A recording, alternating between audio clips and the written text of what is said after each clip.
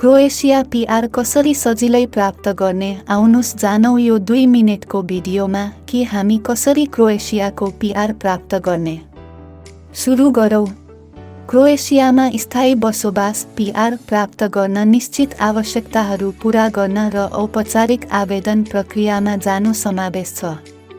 PR प्राप्त गर्ने कुनै सर्टकट वा ग्यारेन्टी गरिएका सजिलो तरिकाहरू नभए पनि यहाँ सामान्य चरणहरू र आवश्यकताहरू छन् तपाईको सम्भावनाहरू बढाउन। जस्तै नम्बर 1, योग्यता निर्धारण गर्नुहोस्। तपाईले क्रोएशियामा स्थायी बसोबास प्राप्त गर्नको लागि आधारभूत योग्यता मापदण्डहरू पूरा गर्नुहुन्छ वा छैन भनी जाँच गर्नुहोस्। यसले सामान्यतया क्रोएशियामा एक विशेष अवधिको लागि कानुनी निवास समावेश गर्दछ, जस्तै 5 वर्ष बसेको हुनुपर्यो क्रोएशियामा। त्यस्तै नम्बर 2, आवास आवश्यकताहरू पूरा गर्नुहोस्। सुनिश्चित गर्नुहोस् कि तपाईले कुनै महत्त्वपूर्ण विश्राम बिना आवश्यक अवधिको लागि क्रोएशियामा कानुनी रूपमा बसोबास गर्नुभएको छ। यसमा वैध निवास अनुमति वा भिसा समावेश हुन सक्छ। नम्बर 3, वित्तीय स्थिरता। वित्तीय स्थिरताको प्रमाण देखाउनुहोस्, जस्तै नियमित आय, पर्याप्त बचत वा क्रोएशियामा रोजगारी। यसले आफैलाई समर्थन गर्ने र राज्यमा बोझ नहुने तपाईको क्षमता देखाउँछ। अब त्यस्तै नम्बर 4 मा, आवास। उपयुक्त आवासको प्रमाण प्रदान गर्नुहोस्, या त स्वामित्व वा भाडा सम्झौता मार्फत। तपाईले क्रोएशियामा स्थायी ठेगाना छ भनी देखाउनु पर्ने हुन सक्छ। अब कुरा गरौँ नम्बर 5 को बारेमा, एकीकरण। क्रोएशियाली समाजमा तपाईको एकीकरण प्रदर्शन गर्नुहोस्।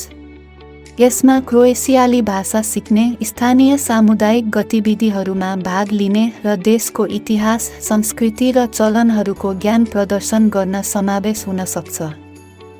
नम्बर 6, स्वास्थ्य बीमा। क्रोएशियामा मान्य स्वास्थ्य बीमा कभरेज छ। यो सुनिश्चित गर्न महत्त्वपूर्ण छ कि तपाईसँग तपाईको बसाइको समयमा कुनै पनि चिकित्सा खर्चहरू कभर गर्न पर्याप्त स्वास्थ्य बीमा छ।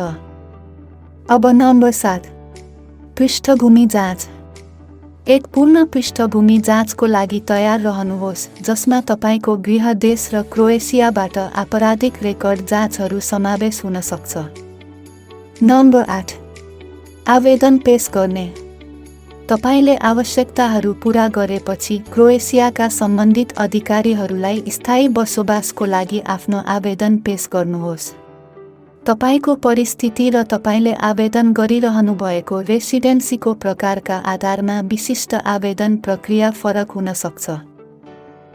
अब अन्तिममा नम्बर 9 मा, धैर्यता र फलोअप। तपाईको आवेदन पेश गरेपछि धैर्य राख्नुहोस् र आवश्यक अनुसार अध्यागमन अधिकारीहरूसँग फलोअप गर्नुहोस्।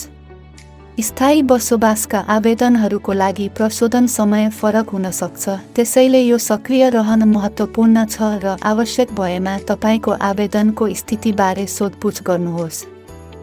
यो ध्यान दिन लायक छ कि अध्यागमन कानुन र आवश्यकताहरू समयसँगै परिवर्तन हुन सक्छ, त्यसैले क्रोएशियाली आन्तरिक मन्त्रालयको आधिकारिक वेबसाइटमा परामर्श लिनु वा सबैभन्दा नवीनतम जानकारी र मार्गदर्शनको लागि योग्य अध्यागमन वकिलबाट सल्लाह लिन सल्लाह दिइन्छ।